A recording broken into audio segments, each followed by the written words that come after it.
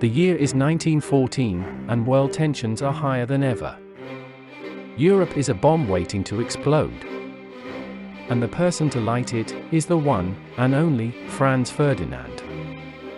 And how may he do this?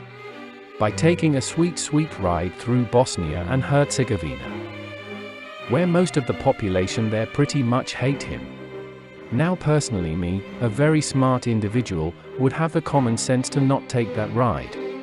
But being the Duke he is, he goes anyway.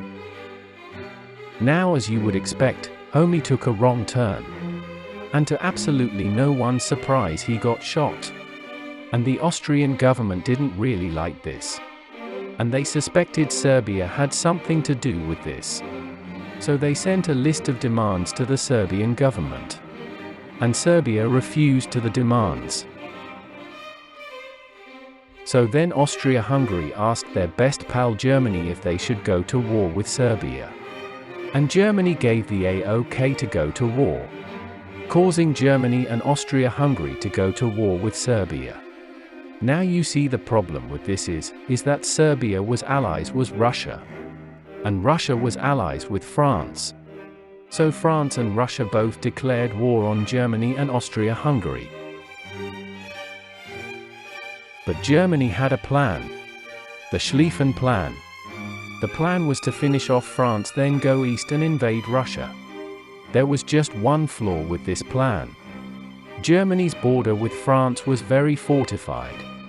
So Germany's solution to this problem was to go around through Belgium. But Britain didn't like that Germany was invading neutral countries, so they declared war on Germany. So the Germans start pushing through Belgium. And the Allies' response to this is propaganda. This makes the Germans look bad now that they are committing war crimes. Now the issue with the French army is that they were old school. Their uniforms were bright blue and had red pants. So it made an easy target for the Germans, resulting in many of them getting bombed when they weren't even in a battle.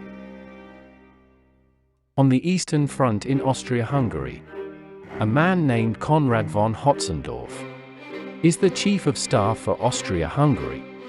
He turns out to be very incompetent and comes crying back to the Germans whenever he needs help. So when the Russians are ready earlier than expected, everyone expects Konrad von Hotzendorf to handle them while Germany handles the West. But as it turns out, when you're incompetent, it's hard to get stuff done. So Germany is forced to send reinforcements to the Eastern Front. Germany ended up being more successful than Austria-Hungary on the Eastern Front. Meanwhile, on the Western Front, the Germans were advancing toward Paris.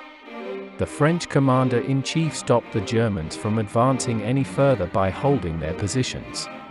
The Allies tried to flank the Germans by going through gaps on the front lines.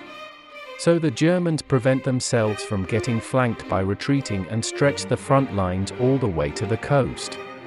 The Germans dig into defensive positions, getting ready for an Allied attack. But the Allies do the same. A result of both sides digging into defensive positions is trench warfare. Trench warfare is where one side would send thousands of men until they capture a trench, while the defending side set up machine guns to effectively stop these waves of soldiers. The war wasn't going to get anywhere at this rate, so countries tried to tire the other countries out. The British did this by setting up a naval blockade in the north. The British called in Italy and Japan to help with the war. Italy tried advancing into Austria-Hungary, but Austria held up against the attacks. Japan helped by seizing Germany's colonies in Indonesia. Germany's African colonies were quickly invaded too. Germany and Austria's friend was the Ottoman Empire. The British liked that the Ottomans joined in the war, because the Middle East was filled up with oil. The Ottomans tried taking the Suez Canal, but the Allies defended it fiercely. They also tried invading Russia, but they weren't quite used to the cold, so that went as well as you would expect. Germany tried to get Afghanistan to attack British India by sending spies, but they got drunk, so it didn't go well for them. Germany knew that if they didn't break the stalemate that they would fall. So they tried to counter this by bombing Allied civilian cities and using gas against the Allies. The Allies used gas in response to the Germans. The Germans had these cool things called submarines. They were like underwater ships, and they used them to sink oncoming ships to Europe. America didn't like that Germany was sinking their civilian ships, so US opinion on Germany went down. But it was also found out that the Allies were sneaking anti-submarine weapons on civilian ships. Back in the Balkans, Austria-Hungary still hadn't invaded Serbia. So the Central Powers got Bulgaria to join them and take out Serbia together. The one of the only naval battles happened when dreadnoughts were used during the Battle of Jutland. Germany launched an offensive on the city of Verdun, but the Allies defended it with all they had. The Allies started their own offensive to throw off the Germans' focus by starting the Battle of the Somme. The Allies also introduced tanks in the Battle of the Somme, so that was cool. On the Eastern Front it was going well. The Germans were advancing into Russian territory. The Russians countered their offensive by starting their own offensive called the Brusilov Offensive. The Russians had to halt their offensive when they ran out of supplies. Around this time Romania decided to join the war. But the Central Powers quickly kicked them out. Greece decided to join in the war on the Allies' side. And with that the Allies started advancing into the Balkans.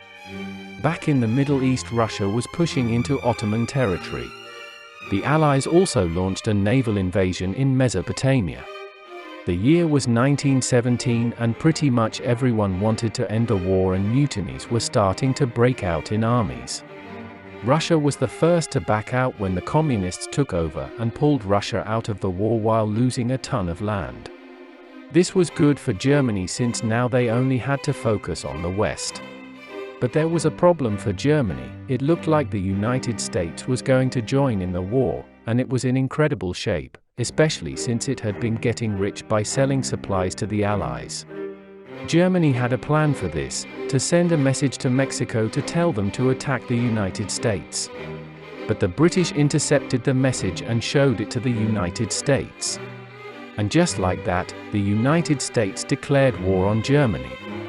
Germany knew that once the United States got to Europe that they would be doomed. So the Germans took their chances and launched offensives in the West, pushing the Allies back further. But with each attack the weaker they got. The Americans arrived and the Allies launched their own counterattack.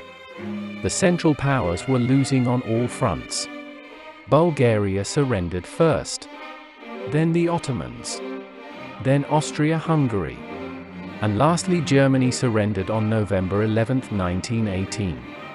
At the peace treaty Germany was required to size its military down and pay for the bill of war.